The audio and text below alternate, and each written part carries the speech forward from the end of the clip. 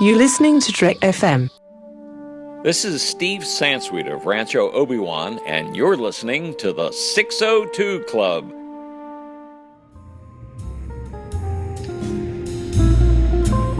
There was a little bar in Mill Valley where all the Starfleet trainees used to go.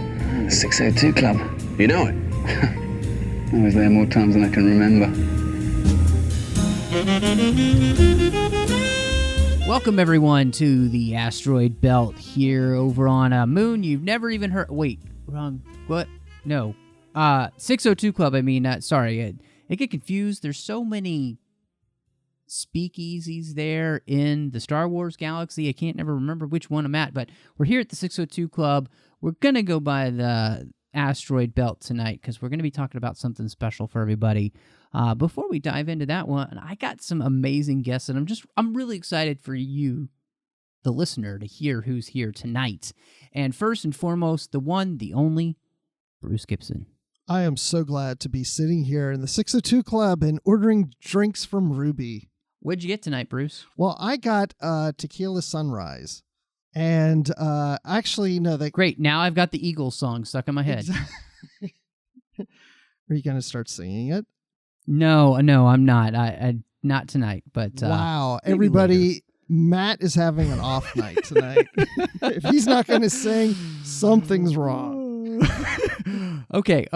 Enough of Bruce. He's trying to get me to sing. The one, the only, sporting a very nice Kanan beard tonight. Looking fantastic. Aaron Goins. Aaron, how's it going, man? I like to think of it more as my Obi-Wan beard. Well, I like that too, but isn't Kanan your favorite Jedi? I don't know. I think Obi-Wan and Kanan are on equal footing for me. If we're talking like animated series, definitely Kanan. If we're talking movies, definitely Obi-Wan. Okay. Well, I'm in a complete agreement. Obi-Wan is my favorite Jedi as well.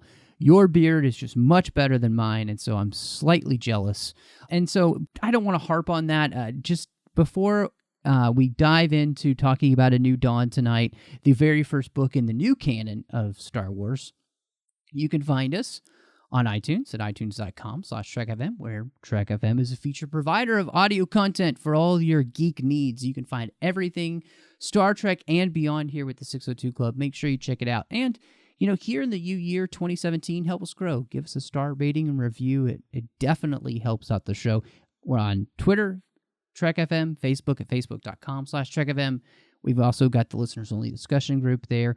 The Babel Conference, you can find that on Facebook. Just type Babel into the search field on Facebook. Or if you go to our website at trek.fm, click discussion on any of those menu bars that you'll find on the show pages. That'll bring you there as well.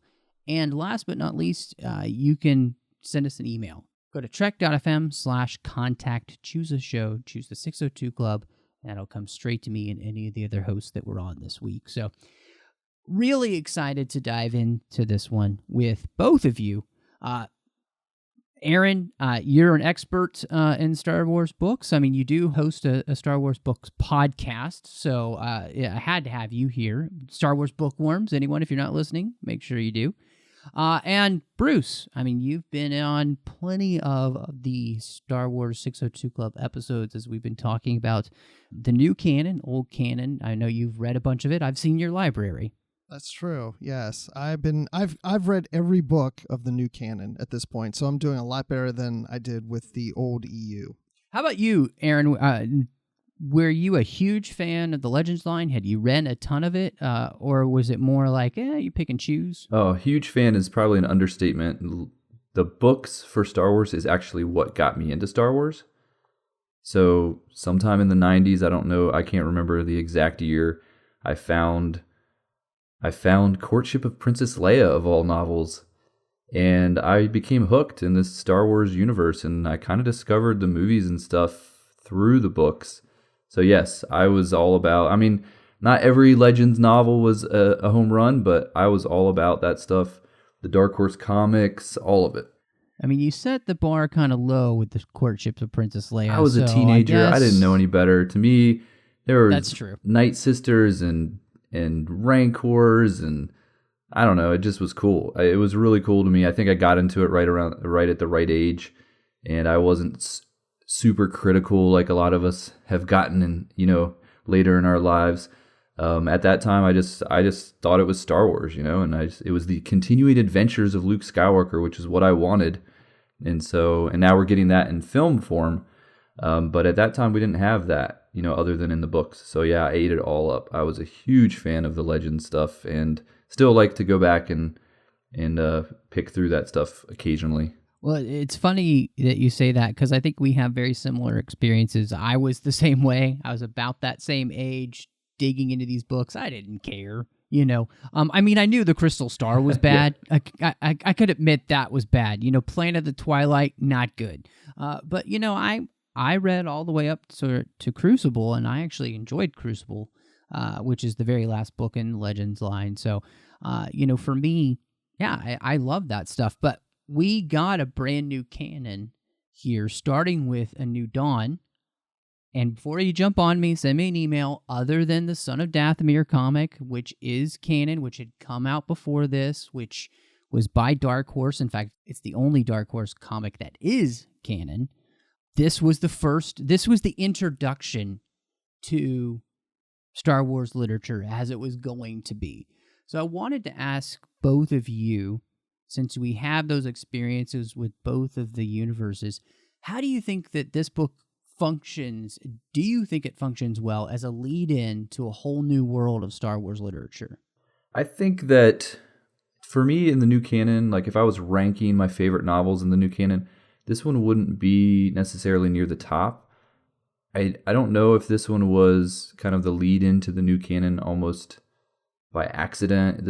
I feel like this one was already kind of being planned, and the timing of it just kind of worked out that it was the first one that came out for the new canon, but it's not like this great introduction to the new canon. It's almost a prequel to the Rebels television series more than anything else. But if you're not really invested in the Rebels television series, which there are plenty of people out there that aren't, this book probably didn't really, it wasn't what people were probably looking for that first big novel in the new canon. So I could see some people being a little disappointed with what they got, maybe expecting bigger things. For me, I didn't focus so much on it being the first book in the new canon. I knew it was, but if anything, it was more about learning about these characters that are going to be in this new TV series, Star Wars Rebels, because this book came out before Rebels came on the air. So I was more interested in getting to know Kanan and Hera and seeing where that was going to lead into Rebels and maybe even enhance that series for me, just like reading Catalyst before going to see Rogue One. So that's how I approached this book. But yes, I knew it was the first novel in the new canon, but it wasn't, as Aaron was saying, there wasn't anything in there that it's not like it reset the universe. And when I read it, I went, oh, this is so different. This is totally different than Legends. It contradicts it. It actually could fit in to what was Legends at that time. I don't know if there's been a novel in the new canon. I feel like that kind of feels like a reset. They almost all feel like they could fit in. I mean, they've even used a lot of the authors, from the Legends era. So it's not like you get this big like reboot where things just feel completely different. I mean, they did a good job of blending in so many familiar elements that you didn't feel like there was this big cutoff, even though there was technically. Right. Yeah. The only book that I'm thinking of that kind of feels in that vein of, okay, this is rebooted and this is different is Lords of the Sith, because it changes the story for Darth Vader somewhat from what had been in Rise of the Dark Lord. There's some definite contradictions with that, so that kind of felt a little bit like a reset. But I agree with both of you. There's nothing really hard and fast that says we're completely different. We're not going to actually even ever use anything from the old Legends line, which isn't true because a lot of these authors pull from things and make canon. I mean, geez, Luceno just made the Rin canon again. Calf is canon, so you can go to Calf Bucks. It's fine. Don't worry about it. It's still in the galaxy far, far away. I love that you picked up on the Rin reference. I thought I was literally the only person that caught that in that book. Oh no, man! I was super excited. I was like, what of all species for them to bring into canon? But that's totally Lucino, that was a selfish move on his part. That was a Lucino creation. Yes, definitely. Though, So that it? was. I wonder if the editors even realized that he did that, because it's such a obscure species. It is an obscure species. Really factors into like a part of the New Jedi Order series, kind of filling in the place of Chewie, who gets a moon dropped on him. But anyway, let's not talk about that. It's interesting as we were talking about and as you guys were kind of mentioning how you felt about this being the first book in the new Star Wars literature, I was thinking about this book, and I think it is a good introduction to Star Wars literature, again, but also maybe for people who never experienced it, because it sets it in that OT framework, which is so important for so many people, and is building on things that I think people would like to be able to read about and understand. In the same way, I think one of the reasons so many people responded so well to Rogue One, I think this book kind of fits within that milieu of it's close enough to the OT, but far enough away that you can do your own thing and make it feel like you're back in this universe, and it feels very familiar. But at the same time, I think John Jackson Miller doesn't shy away from using anything from the feeling to even allusions to actual references and things from the prequel trilogy. So I felt like this was a good place to start. And of course, fortuitous, because it will be our introduction to two characters that we'll meet in Rebels. Yeah, I mean, that's a good point. Now that you say that, this book probably is a good introduction to Star Wars literature and to the new canon, because when I'm thinking back at that time, if you were only someone who watched the movies, then the last movie that came out, of course, was Episode 3. So the prequels were the last thing we saw on screen. So jumping into this book takes place after the prequels and is a bridge to the original trilogy. So it's kind of reflecting back on the Clone Wars and what happened in the prequels, but then yet bridging that gap of showing where things are going in the galaxy and what's happening with the formation of the Empire that we see in the original trilogy. So it does have a good place, which is really funny in a lot of ways, because I remember a time where there was nothing between the prequels and the original trilogy, and I thought, will we ever mind that era? And now we've gotten so much. We even got a movie that's, of course, right before Episode 4, but at least it's somewhere in that 19-year period. So I think it is a good introduction. Yeah, and I think you're absolutely right. You know, there weren't a ton of books set in the Dark Times. There were a few. Jedi Knights, I think, is that the series I'm thinking? Aaron, correct me if I'm wrong. Was it Jedi Knights? Are you thinking like the Coruscant Knights book? Coruscant Knights, thank you. Yes, that's what I'm thinking of. That series was there. We had There was a comic series called Dark Times. Yes. And then Last of the Jedi by Jude Watson, the young adult reader series that happened in that time period as well, right after Order 66.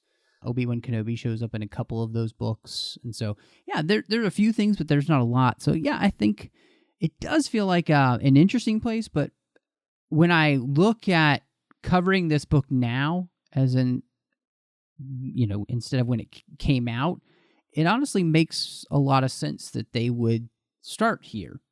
And I mentioned that we get an introduction to two new characters that are going to be the stars, or a couple of the stars, of the newest show that was going to be starting, Star Wars Rebels, that was going to be, I guess, sequel to, in some ways, the Clone Wars and all of that.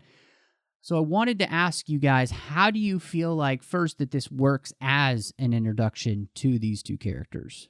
I think it does a good job introducing the two characters that we see in Rebels. When I started watching Rebels after reading this book, it seemed to make sense that we had this history where Hera and Kanan met in an earlier time, and she was on her rebel mission, and he was kind of this lone Jedi that's just out there moving freight, and then he's hitting on her, and there's a little bit of a dynamic there of him having interest in her, but she doesn't really show that interest in him. But by the time we get to Rebels, we don't see that there's a romantic relationship between the two, but there's speculation that there may have been. So I kind of liked how the novel established that aspect of the relationship that carries on into what may be hinted at as something that was romantic, maybe at some point. I don't know. I don't ever really think they've ever been romantically involved in a serious way, but maybe. I think that the book, what didn't work for me reading it and then watching Rebels was that it really didn't represent the series. It really just introduced these two characters, but in a totally different story. That's what we don't see in Rebels. So I was hoping it was more of an intro into Rebels, where it was more just an introduction to these two characters. Yeah, I'm sure that John Jackson Miller kind of had his hands tied as he was writing this novel as far as what he was allowed to reveal. You know, this novel is coming out previous to the show, and so they want to save a lot of that stuff for the show. I was kind of the same way as I was reading through it. I'm like hoping for, you know, because we had seen some of the characters that were going to be in Rebels, but the show hadn't come out yet. And so you kind of know the cast, you know what's coming. And so when I'm reading through the novel and I'm kind of like, oh, I want to see, you know, not just these two characters. I kind of want to see, even just give us a little bit of Chopper, you know, something. That probably, a lot of that was probably them telling Jackson or John Jackson Miller, hey, you can work with these two characters, and we're not going to really tell you that much about them, because even reading through it, like the characterization of Kanan and Hera was a little off. I thought, you know, they didn't reflect what the characters became in the show. See, I attributed that to the fact that this was an earlier time in their life and they're a little more mature now. But I do feel like they were a little off. But I feel that this is a different time period in Rebels, so it may be different. And then the fact that this isn't a Rebels novel, as I was reading this that first time, I kept reminding myself, this isn't Rebels, because it doesn't say that anywhere on the cover. It's Star Wars A New Dawn, not Star Wars Rebels A New Dawn. So I always had to keep reminding myself, don't get your hopes up. This isn't Rebels. It's just two characters from that new series happen to be in this Star Wars story. Yeah, looking at it from almost like two perspectives. For me as a reader, this is kind of how I take things in, is when I look at it from an in-universe perspective and just kind of forget about the real world and think, yeah, it makes sense that characters would grow and change over this long of a period of time. But then I'm also looking at it from just a 100% out-of-universe practical perspective, and I just think he just didn't have enough information about the characters to actually truly reflect what you get in the series. And I think you both are making amazing points, and this book does take place 6 years prior to the events of the show. So that is quite a bit of time. But I also, I guess...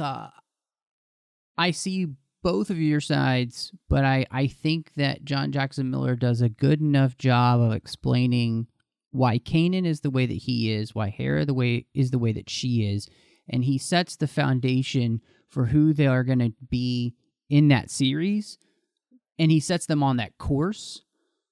But you realize that there's still tons of stories that they could tell between this and the beginning of Rebels that really continues to build those characters. And in fact, I'd love to see that. I'd love to see more Hera and Kanan adventures as they build towards what we see in Rebels. That would be fantastic. Like, you know, picking up Sabine, you know, all that kind of stuff. I think it would be wonderful. And maybe they'll get an opportunity to do that one day. But especially in the second read of this, I felt like I saw more correlations of where they'd go than I did the first time. So I felt like this felt more congruous my second reading through and having watched Rebels than it did my first reading through and then seeing the series. So, yeah. And maybe that's because I know the series and now I can pull from the series and put back into this book, and that's probably what it is. Yeah, the second time I read this, now that I've seen the series, reading Kanan and Hera, they sounded like Kanan and Hera. So now that I knew the voices, the actors' voices, it worked. Meaning it didn't sound jarring what Hera was saying with the voice that I know of Hera, and same with Kanan. It actually seemed to flow and work for me. Yeah, you can picture, Vanessa Marshall and Freddie Prinze Jr. doing these voices, and it sounds very similar. And I also I like specifically just with the character of Kanan, he does a very good job of talking about the immense struggle that he's been through, and I think he does a great job of setting up why he's been so resistant to doing anything different other than just surviving, and that, in a lot of ways, Hera is kind of the thing that ignites a spark in Kanan to move him forward. And so I don't know, that's something that really does work for me. Like a spark of rebellion. Like a spark of rebellion, yes. Yeah. So Bruce kind of alluded to it earlier, and I wanted to, I guess, maybe get Matt's thoughts on it. But the relationship question, you hear the are they, aren't they, space married kind of thing that goes around. Bruce, you said you didn't think that they've had a relationship that's more romantic? I maybe it's that I'm hoping they didn't, okay. But I somehow don't think they did. I think that this book also sets the foundation for their space marriage. That in those 6 years, especially before the beginning of the series, I feel like that there are times when they are very much together, but that they also realize that there's something much more important to which they are looking to and a part of. There's something much more important, this rebellion, and they're both very committed to that, and that relationship does not get in the way of that. They're both very firmly committed to that. But I do think that this, especially in light of the series, does a great job of setting up that there is an attraction between both of them, and I can't imagine that in 6 years that attraction has never been acted upon or consummated. We're keeping it PG here, folks. But that doesn't take away from everything else that they know that they're committed to for the galaxy. If they can get through this war, they'd be married forever. But they just don't know if they'll ever make it there. I would like to see a play out that they never got together, and maybe at the end of Rebels, when everything plays out, they get together later in life. I don't know. I just feel like if there's all this going on, it's maybe one's interested at the time and the other isn't, and then the other's interested. And I get tired of stories where characters seem to be, there's a flirtation, there seems to be something there. And yeah, they always end up together. Well, sometimes it doesn't always happen that way. I have the proof. In my life, it doesn't always happen that way. I like how they've handled it on the show, though. I feel like they definitely, they don't portray it as this tension between them or even a lot of flirtation. It's more they just have a genuine care for each other, and there's probably love, however you want to describe the word, between the two characters. But because of the circumstances they're in, they've never explored that. They've probably never taken the time to figure out if there is more between them. But I think there is a genuine love that they both are aware of. They just need to wait for the galaxy to settle down first. Well, and I think that they also do a good job of kind of setting up how they'll be space parents, to Ezra and Sabine and even someone. Or maybe they have their own kid kid someday and he grows up to be Snoke. Yeah. Who knows? Well, he doesn't have any head tails, so that would be kind of weird. But no, I think they do a good job of kind of setting up the dynamic that we're going to get even later on in the show, where they're kind of the parents and everybody kind of follows them. I think that John Jackson Miller does a very good job with the introduction, which I guess I really want to ask specifically. Let's talk about Hera here in her introduction to us. What did you guys think about her? As this is the first time we met her, obviously, because we read this book before the show came out. And now, what do you think of this, reading it in light of the show? So in the show, you get used to her being, like you were kind of saying, her and Kanan almost act like the parents. They're the responsible ones. She is the pilot of the ship. She, in many ways, is the leader of that group, and the one that stays level-headed and makes the right decisions. In this book, you get a version of her that is younger. She doesn't have this crew that she has to take care of, and so she seems a lot more, I don't know the right word to describe it, but she is a different kind of person where she's almost this spy, type character that, I can just imagine her kind of slinking around and like punching stormtroopers in the face, that kind of thing, where you don't get to see her do that in the show too much. So we're getting a peek at what Hera was like before she had to become the mother of the Ghost, crew. And I like kind of seeing that side of Hera because we don't get to see that in the show. That's a really good answer. And I agree, because I think I like Hera better as she's portrayed in this book than she is on the show, because in the show she is more of the mature motherly figure, and Kanan's also more mature and a fatherly figure. And you know what? People are more interesting when they're single than when they get married. Yeah, Bruce. I mean, you were so much more interesting, I back in the know. day. We all were. You didn't know me when I was interesting. I was just thinking that, Bruce. I was like, I kind of like Hera more, and I love Hera in Rebels. She's actually my favorite character in the show, because I love just what she represents, and I love the characterization. I think Vanessa Marshall's voice acting for the character and everything about her is just fantastic. But there's something fun about watching her be a little bit more carefree, a little bit more sarcastic, and just kind of on her own here, and that's a lot of fun.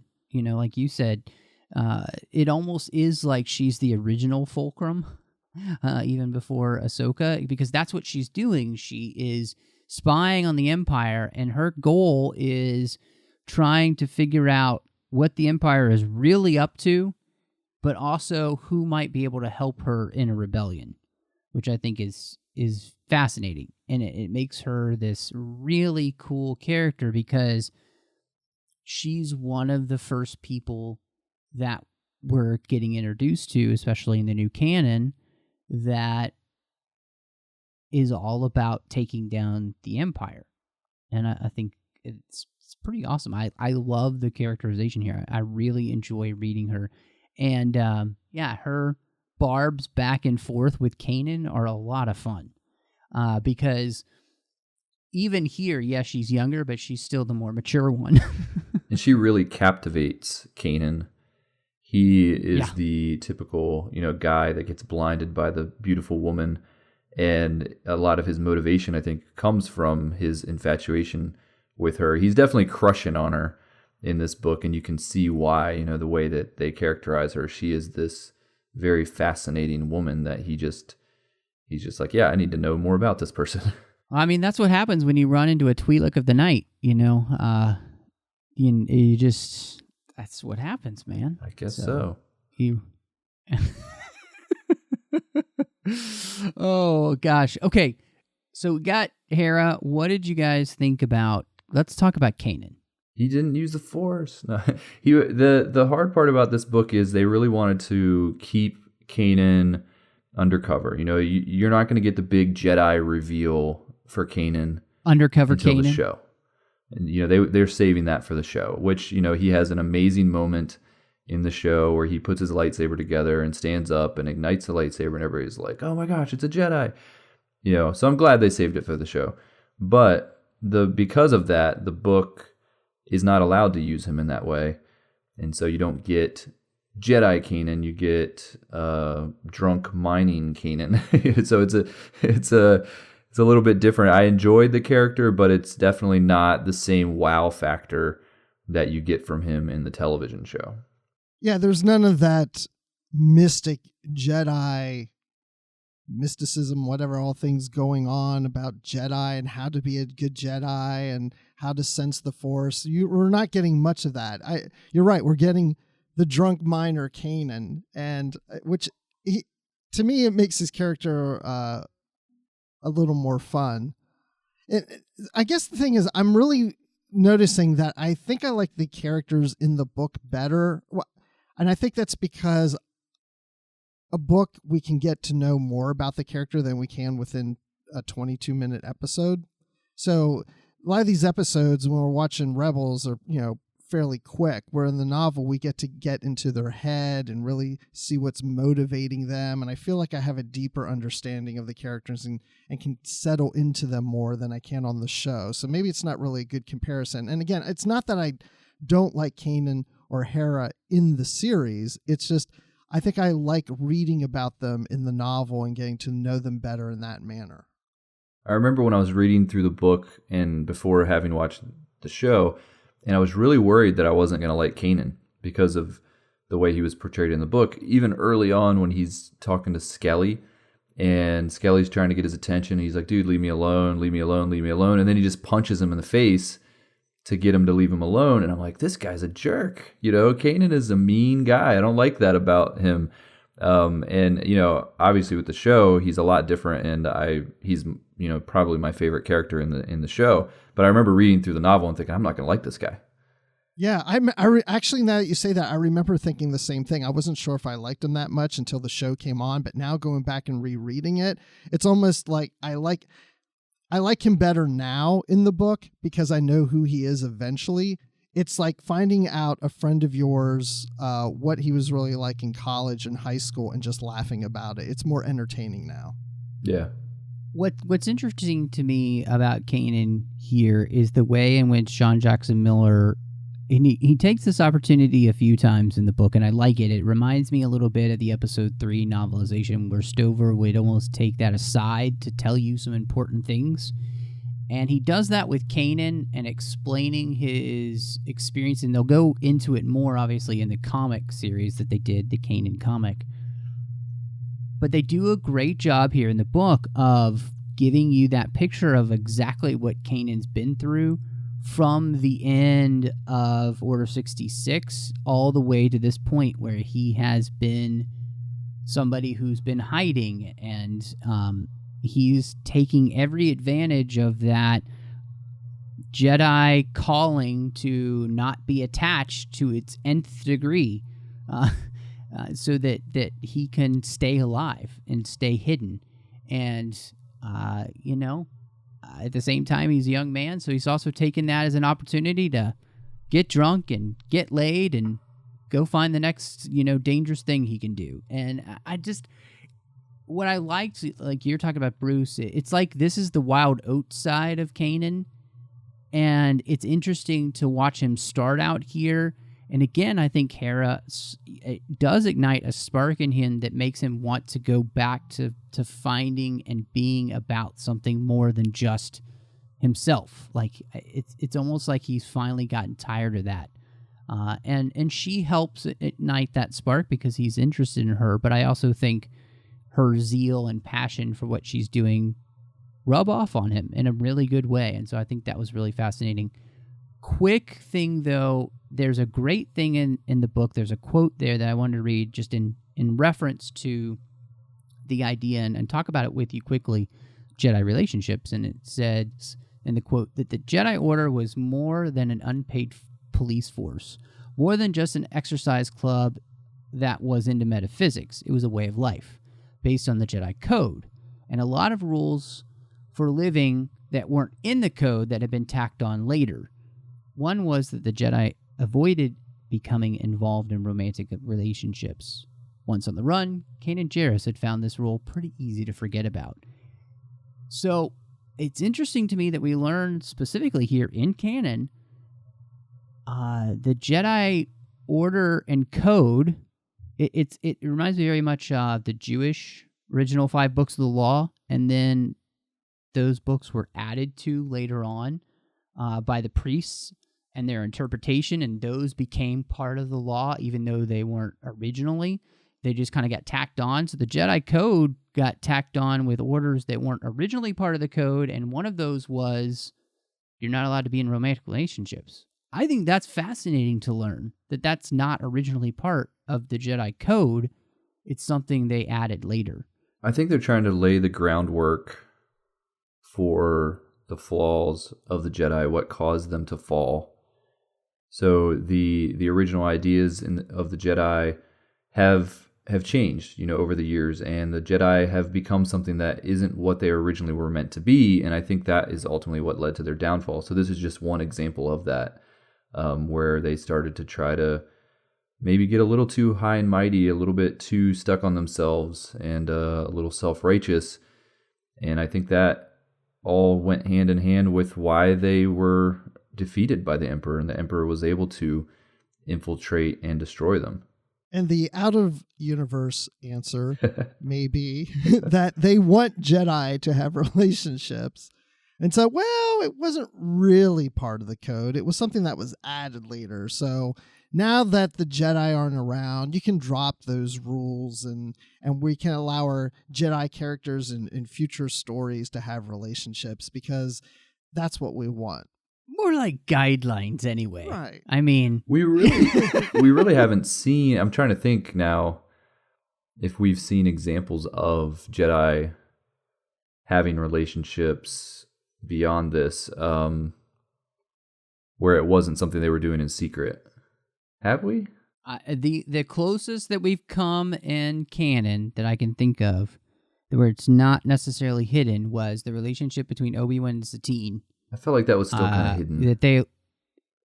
No, but because when they're on the run, because him and Qui-Gon are protecting her, they talk about they're being on the run for a year, and it does seem like a relationship built there, but she was never going to ask him to leave the Order, and he was never going to leave the Order unless she asked, and so...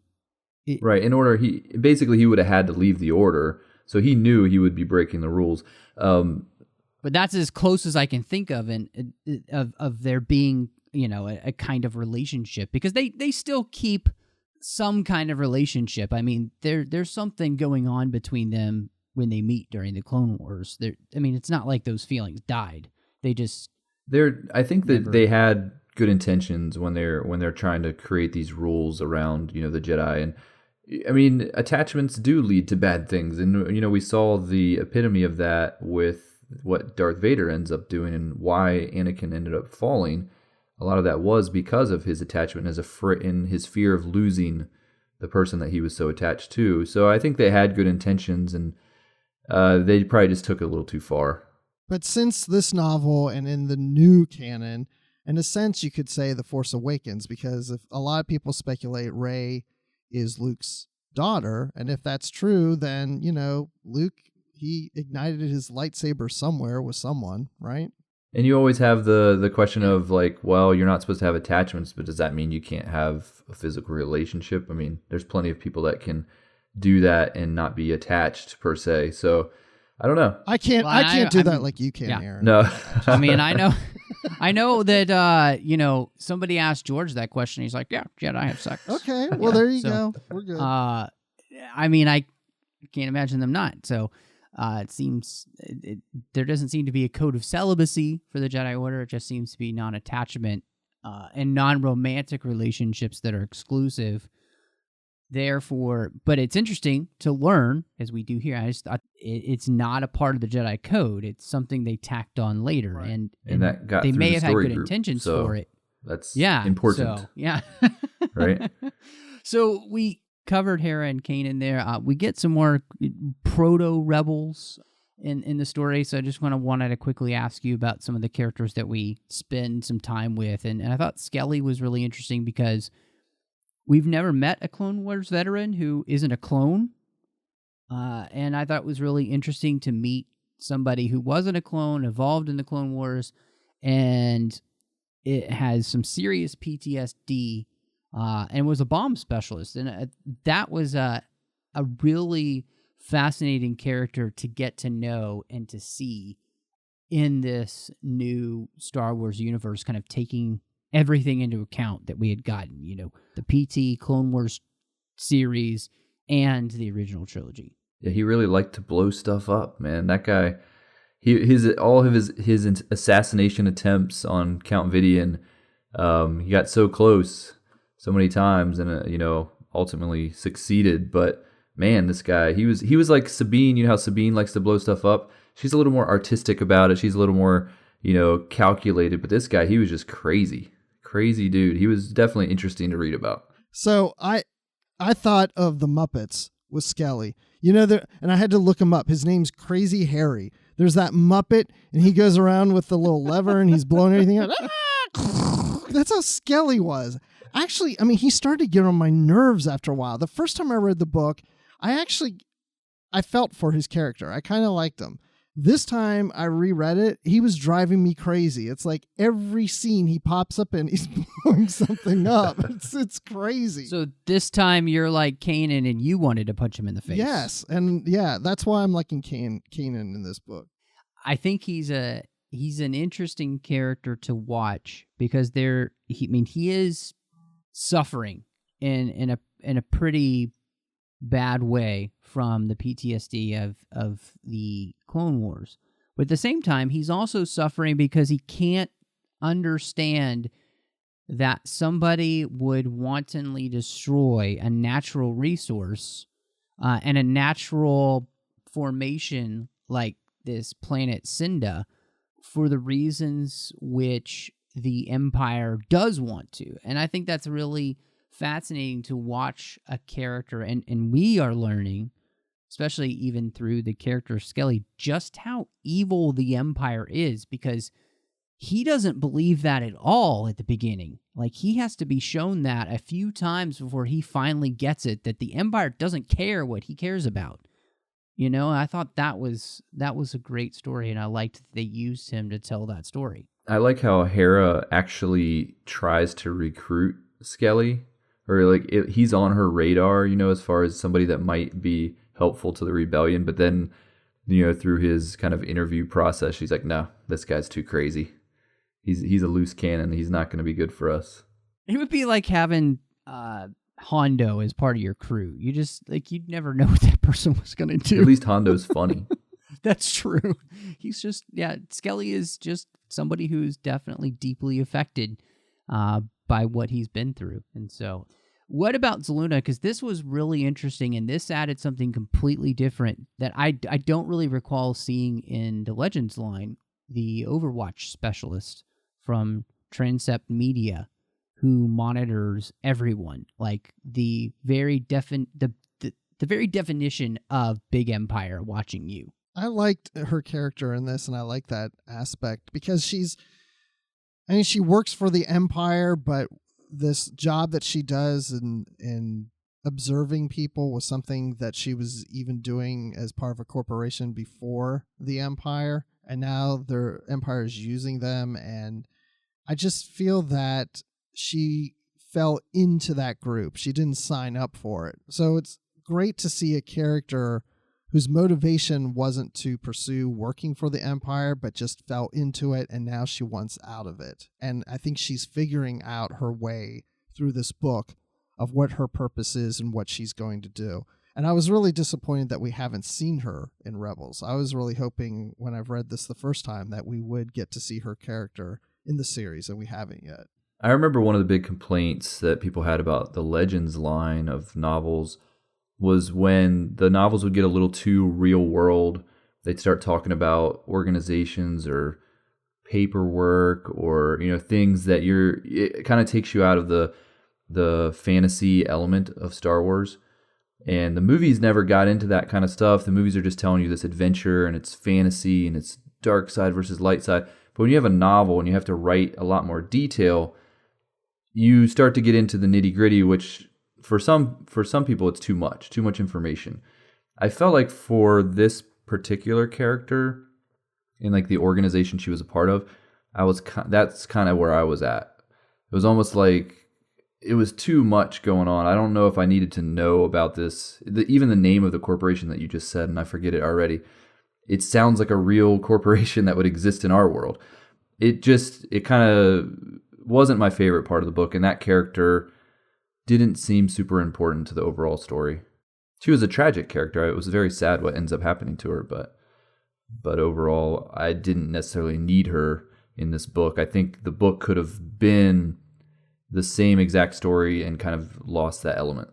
I think it was, to me, it was an interesting character to introduce to the series as a way of helping you understand the deep ways in which Palpatine used relics of the Republic to help him subjugate the galaxy without them even knowing it.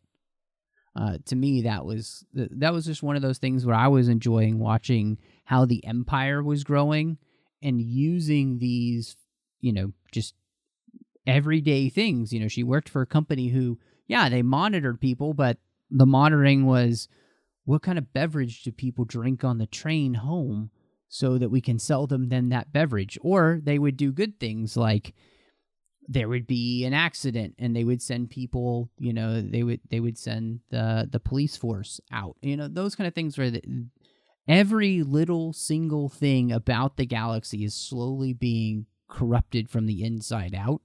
And to me, that was really interesting. It also, I think it harkens back to John Jackson Miller's Soviet Studies degree, big time. You can really see where he would pull that from real world. Because I think a good time to talk about it real quickly, that every move you make, the song, it's very much what's happening here. That the Empire is using these surveillance companies to spy on the galaxy now and root out the troublemakers. Because as she said, later on, people that she would report now, they just don't show up again. She doesn't know where they go or what happens to them. People disappear now. And that, to me, I really like that. I don't know. What did you think, Bruce?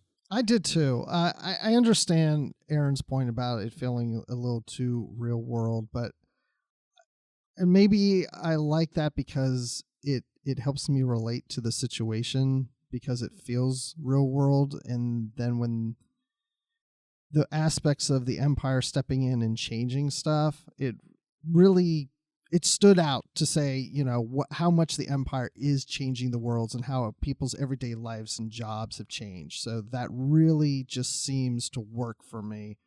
I mean, it wasn't my favorite part of the book, but it was an interesting part of it. Well, it was also the place where we get the first mention of the Imperial morale officer, which is very akin to the political officer that the Russians would have.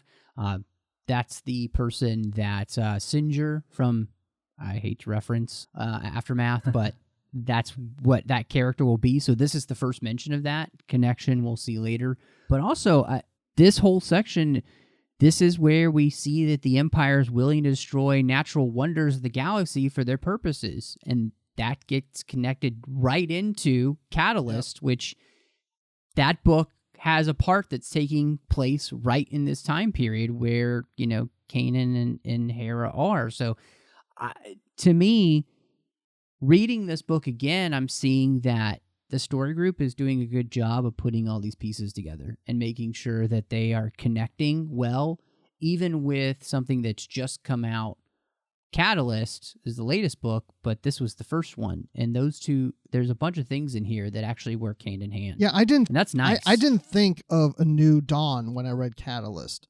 But having read Catalyst and rereading A New Dawn made me think of Catalyst for those reasons. Because it's been, a couple years since A New Dawn came out. So when I read Catalyst and they're destroying all these planets by mining them of all these materials and they're ripping up even preserved park areas, that's what happened in this book too. And it didn't even dawn on me the whole time I read Catalyst. So I never thought, oh yeah, this is like in A New Dawn. I'm so glad we went back and reread it because it really did bring those two books together. Yeah, it's a common theme right now in the Star Wars literature set in this era. They're really trying to focus on what the Empire is doing and their willingness to destroy these ecosystems. You see examples of it, like you were saying, in Catalyst. I mean, even Rogue One itself, you're seeing them, mining the kyber crystals out of the one planet that they go to. But even the Servants of the Empire, I don't know if you guys read the junior novels. It was such a big theme in those novels as well, with Zare Leonis, a character that does show up in Star Wars Rebels. Those novels focus on him. and how they were doing the same thing to that planet. So yeah, it's definitely a common theme that keeps popping up.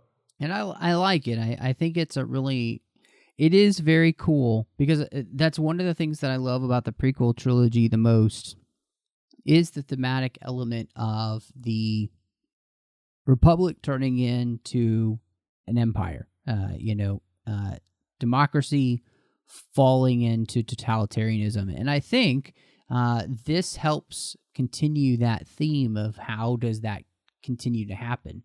How do people slowly get sucked into something that they don't, it's the galaxy is in a huge frying pan, and, they're just slowly turning up the heat. Another example of it too is just the recent Ahsoka novel.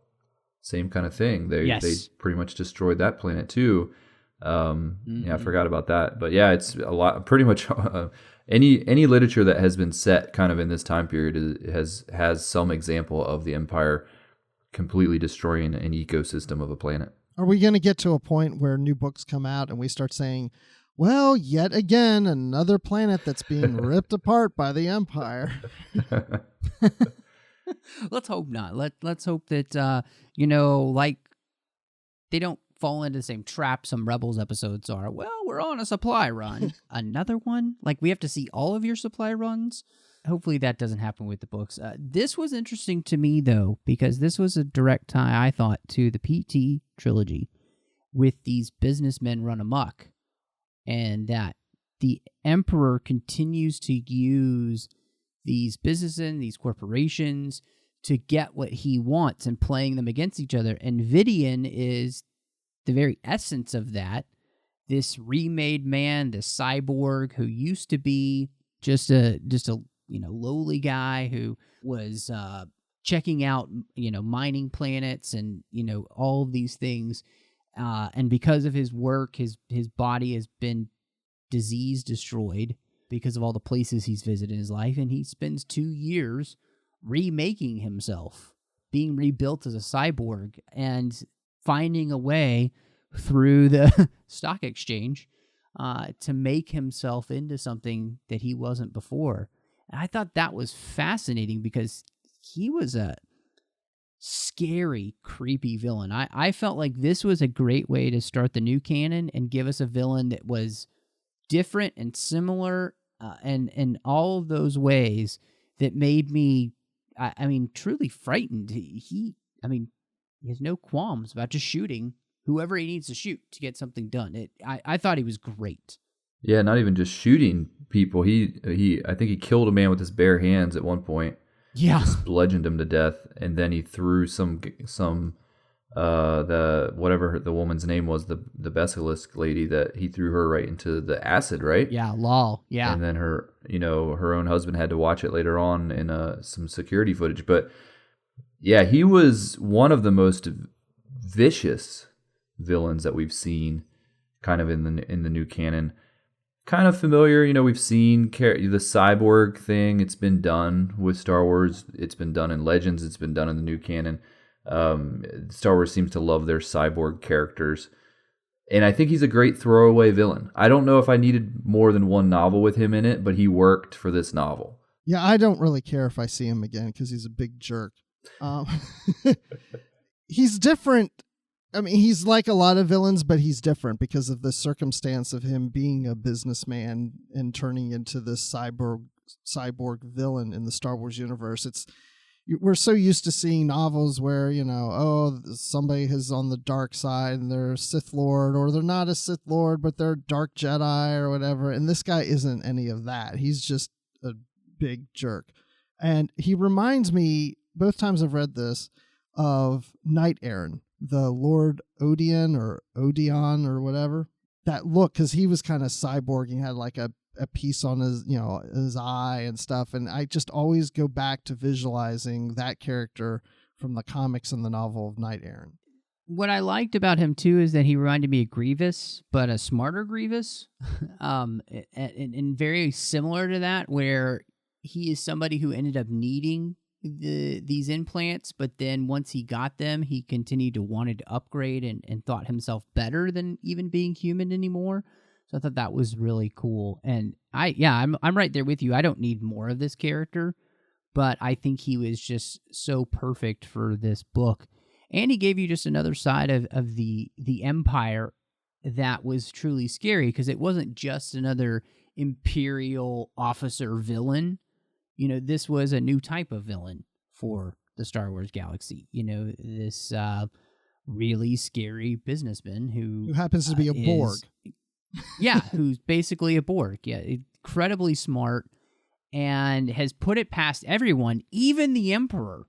That's the thing that made him truly scary to me. It's like he was getting away with this all under the nose of the Emperor, who you never get any indication that the Emperor had any clue that Vidian wasn't who he said he was. And that's what I thought was kind of fascinating. I think the Emperor knew. The Emperor tends to use these things against people. He probably had it in his back pocket, but he just never ended up needing to use it. It could be. You're actually, but because Skelly took care of it for him. But I'm surprised we don't have any official art of this character. I could be wrong. I don't think there is. I tried to find some. He's such a interesting visual, character in your mind as you're reading it. I would love to see kind of what an artist's rendition of this character would look like. I almost picture him as that Two Tubes character in Rogue One on Jeddah, who picks up booty. That's kind of how I picture him a little bit looking, like with the, how part of his head looks normal, but then the other part looks like it's, robotic. And then, of course, he has the two tubes to breathe and everything. I kind of imagined him like a Mr. Freeze from Batman the Animated Series, except without the big, like, fish tank on his head. Yeah, something like that. I like it. We should just create art. Yeah, you should do that. Okay, I'll hand draw something for you guys. Yeah, there Check you Twitter go. later. What was really interesting, too, is that obviously this is, we talked about first book in the canon and these Imperial power games that are getting played already. And John Jackson Miller creates a character here who's going to live on for a very long time in the Star Wars canon. I think that's pretty interesting. This Captain Sloan that we get to know, the interim captain of the Ultimatum. And I love her introduction here. I think she's a fascinating Imperial character, and it's nice to get her side of things and kind of have somebody who's not necessarily sympathetic, but she's just interesting to watch on the Imperial side, to give you an opportunity to clue in to what it's like to be part of the Empire and why you'd want to be part of the Empire. I don't want to be part of the Empire, but I still get an opportunity to kind of get a picture of what's going on. I just like that. And of course, the character will continue to grow throughout this. I mean, she's my favorite part of the aforementioned Aftermath books. She's really the only part of those books that I truly like. So I don't know. What did you guys think of her being introduced here and her character? I think she's a very strong female leader, whether she's with the Empire or she's with the good guys. She's a very strong character, and I really enjoyed her in this book, and I was so glad to see that she has appeared in Aftermath and hopefully in other publications that come out. She was one of my most favorite characters outside of Hera and Kanan in this book, and I'm glad she didn't, have a romantic relationship and marry Vidian. Was that ever a concern? That's just awkward. Well, every couple, we gotta hook them up, right? Yeah, I really like this character too. I think it's a great character. I love it when they create a character and then continue to use that character in the canon. It's one thing I loved about the Legends stuff is some of my favorite characters popped up in so many novels, and you really got to grow to love these characters almost as much as you enjoyed the characters from the films. Characters that will just show up in one novel and then kind of disappear. You don't build that attachment to them. So the fact that she has now shown up in a few novels, and I think she even made kind of a cameo appearance in the comics, I think that's great. I really like her character a lot. It does baffle me though when people try to justify the actions of Imperial characters because they like the characters. I see that happen a lot in fandom where people are like, oh, I can understand why they did this or why they joined the Empire. Like, no. The Empire is killing everybody. They're the bad guys. They are not... You cannot justify the actions, and you cannot see any of their characters as redeemable. I mean, I don't know. It gets frustrating to me. There are people who are like, yeah, I get what the Empire was trying to do. No, I'm right there with you. And so when I said that it's interesting to get the Empire side of the view, I'm thinking more along the lines of, in the same way Lost Stars gave us an opportunity to understand people being a part of the Empire and what that's like. I think that's fascinating. Doesn't mean that I can excuse what they end up doing. I think it's interesting to see how people get sucked into the Empire and begin to believe in it, and why they might believe in it, or why they might want to be part of it.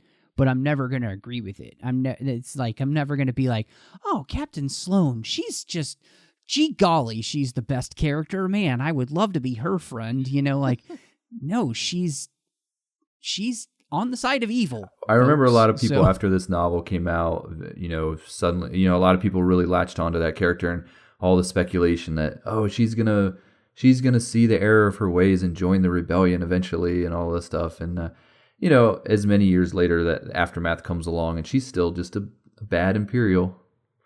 She's no Callus. So. No. Do you know who I picture? And Matt, you appreciate this because before the show we were talking about DC shows, but I think Gotham. I think of Fish Mooney, Jada Pinkett Smith playing this character. Oh, yeah, that's could work. Yeah, I was also thinking of like a Zoe Saldana too. Yeah, that might work as her. But the last thing I wanted to touch on with you guys was was interesting in the book, and it's near the end, and I really loved this conversation, this whole idea of the Jedi at this point, they who must not be named.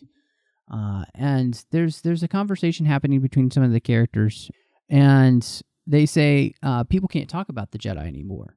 And somebody says, well, maybe they should. And there was other conversations had between Hera and Zaluna specifically, and some of the others talking about their experiences with Jedi or seeing Jedi before and how they felt about them. And it was really interesting the way the book shows that the galaxy does miss the Jedi as they should have been, because they were the people that cared about others when nobody else did. And they inspired people because of it. They gave them hope. And I really liked that small little nugget that I felt like John Jackson Miller places in here, that in this dark time, people might not talk about the Jedi. A lot of people still remember them, and they remember what they used to be, and they do still wish that they were around. And I liked that idea of Hera kind of saying, well, maybe they should talk about them more, because if he did, maybe we remember that there's a whole different side of life, that they used to show us what that was like, that altruistic side of life. And I thought that was really cool. Yeah, because there was a part where Kanan does use the Force towards the end, and Hera is thinking to herself how, well, he must be a Jedi, even though she's never seen that before, but she's heard the tales of Jedi and what they could do. So she assumes that he must be that Jedi. It's almost like Rey in The Force Awakens when she hears Luke's name and says, I thought he was a myth. It's almost like that kind of attitude already. It hasn't even been that long since The Purge, but it's, people don't talk about Jedi, and they're almost like a myth. So when you actually see a Jedi, you're taken aback from that. It's unreal. You're not used to seeing or even talking about it. That does, correct me if I'm wrong, doesn't Hera talk about the Jedi coming to Ryloth during the Clone Wars and insinuating that she's alive during that time period? I don't remember if she talked about it or thought about it, but I do think something was mentioned. I think the Jedi should be in everything. So, and yeah, it does say in the book that when she was a girl, the Jedi had helped her people during the Clone Wars. So she's very aware of what they can do and who they are. So yeah, I think that's, to me, it was just a fascinating thing to get as the book is kind of coming to a close, and as we learn or about to learn in the book, that Kanan is a Jedi. And it's one of the things that it's almost as if the whole time everybody can sense that about Kanan. They just can't place their finger on it because he keeps doing these things that he says he doesn't want to do, like helping people. he can't help himself, but to help others.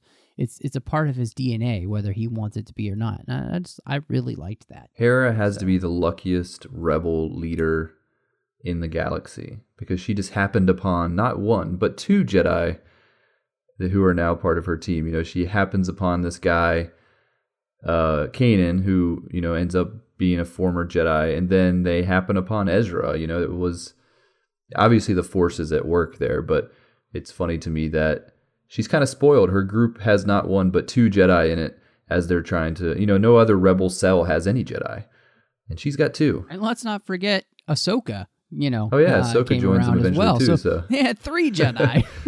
They really should have been the leaders of the rebellion, not Han, Leia, and Luke.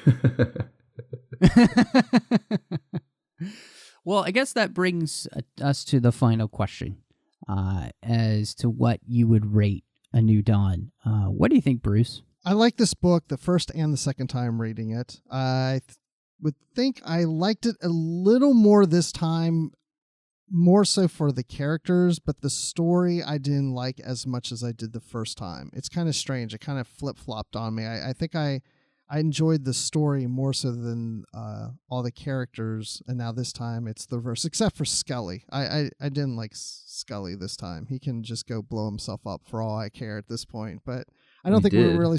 He did, yeah.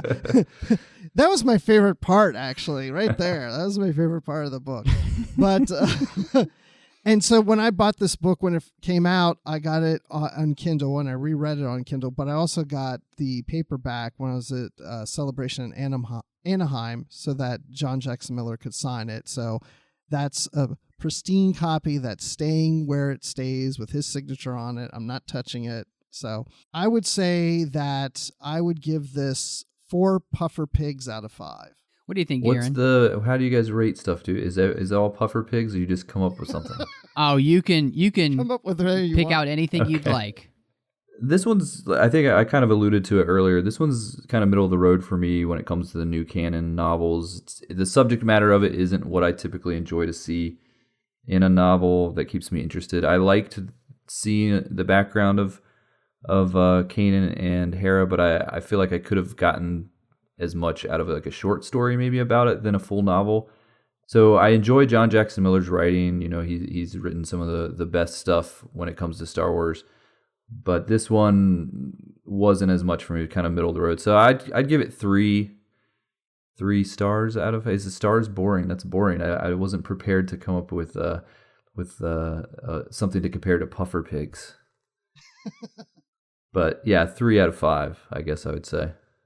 I liked this book the first time I read it, and I think I actually liked this book a little bit more the second time I read it, and I think it's for the same reason you were talking about, Bruce. I enjoy the characterization here, and I'm enjoying going back and reading about Hera and Kanan now that I have more experience with them because of the show, so it adds even more to that experience of me rereading the book.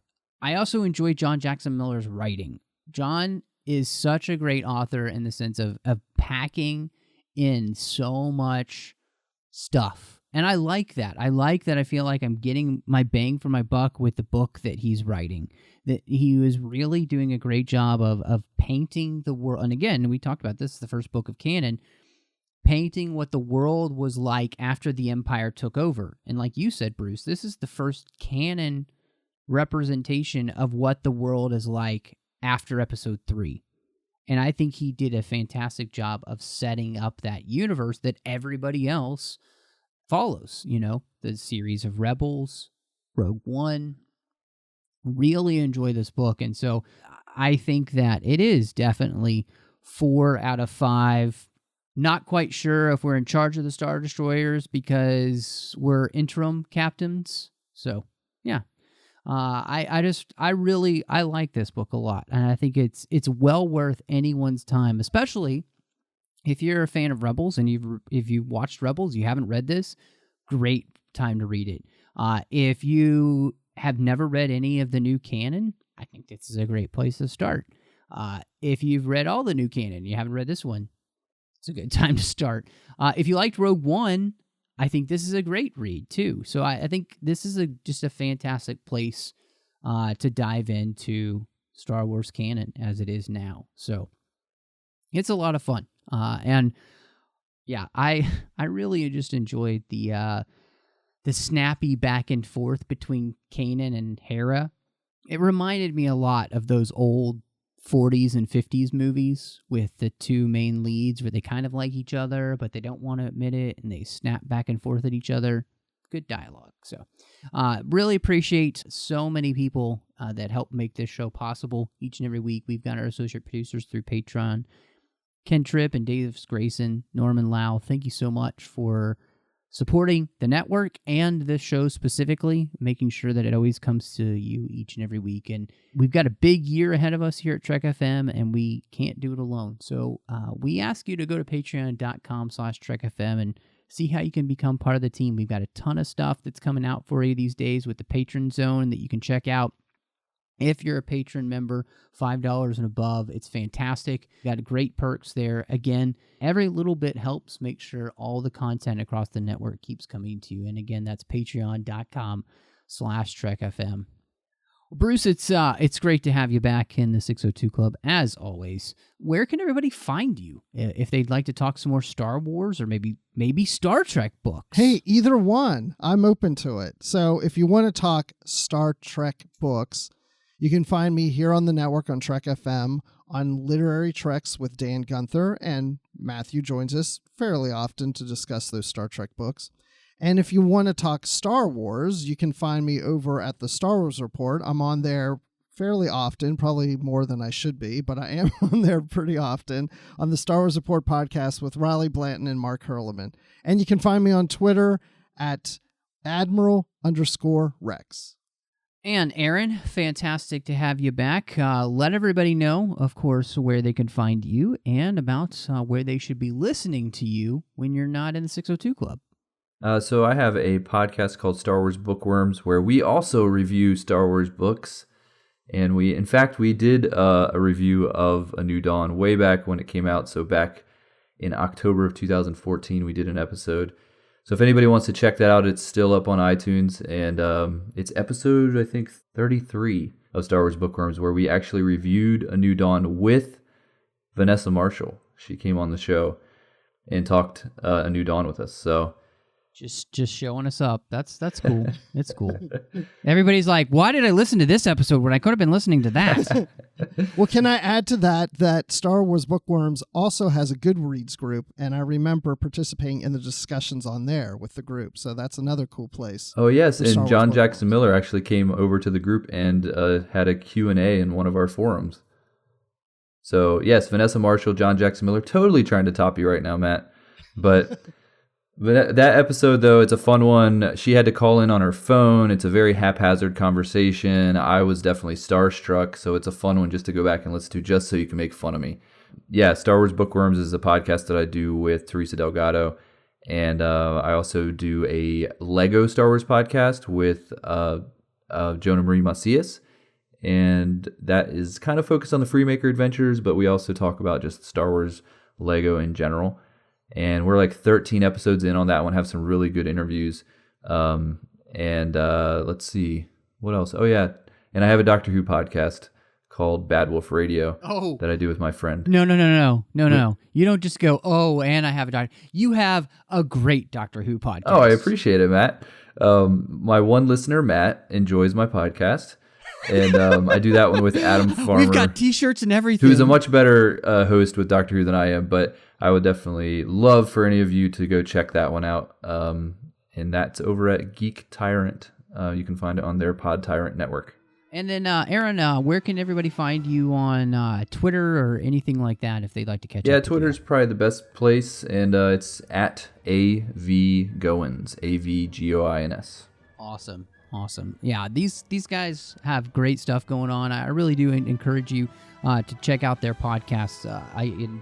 it's fine that I'm totally jealous of Aaron, that he's talked to Vanessa Marshall. I'm not, but at least I've talked to John Jackson Miller a lot. So I feel like it's the balance is kind of there. Anyway, before we get way off topic, you can find me on Twitter, MattRushing02, on Instagram, MRushing. I'm here on the network doing The Orb with Chris Jones, as well as, of course, we've got the 602 Club and Star Wars The 602 Club collection. Find both of those up there on iTunes, and make sure you hit them up with star ratings and reviews. It means a lot to us when you do, and yeah, if you do, we'll mention you on the show and give you a huge shout out here. So you can also find me on another network, The Nerd Party. I'm doing a few shows there. Got a brand new show called Owl Post, a Harry Potter podcast, going through that with Drea Kaufman. We're walking through each and every chapter of Harry Potter. We've just started the podcast, so it is the perfect time to catch up with us. We've only got a few episodes out there. We're going slow, folks. So if you've never read the books, it's the perfect time to jump in with us. If you've read the books a million times, it's the perfect time to jump in with us. So check us out there over at thenerdparty.com, or, of course, on iTunes, where we would love some reviews of that show as well.